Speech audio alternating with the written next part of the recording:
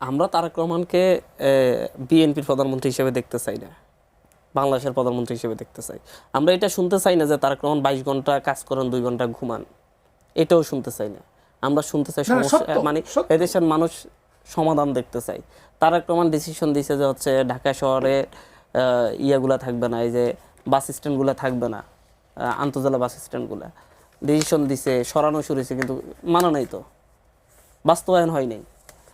এবং তারেক রহমান যদি হচ্ছে এই যে গ্যাসের, মানুষ গ্যাস পাবো না, মিরপুরের মানুষ 4-5 দিন গ্যাস পায়নি, এটা না তো সেখানে তারেক রহমান 18 ঘন্টা ঘুমাই নাকি 5 ঘন্টা ঘুমাই, সেটা নিয়ে তো কিছু যাই আসে না।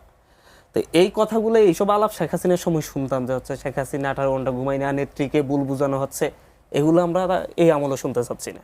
সমাধান, স্পেসিফিক সমাধান আজকে হয় নাই, 5 মাস পরে এই সমাধানটা এইভাবে হবে আমরা জানতে চাই। আমি নিজেই তো জানি না, আপনিও জানেন না যে হচ্ছে বিদ্যুৎ সমস্যার সমাধান 5 মাসে কিভাবে হবে, সেই সমাধানে নিশ্চয়ই বিরোধী দলও ভূমিকা রাখবে, সেটা সবাই মিলে জানা দরকার, ডিসকাশন হওয়া দরকার। না জেনে সরকার কয় ঘন্টা ঘুমায়, কয় ঘন্টা অফিস করে, কখন অফিসে যায়, কখন অফিস থেকে বের হয়, এটা মানে হচ্ছে আমাদের কাছে অসংখ্য ধন্যবাদ।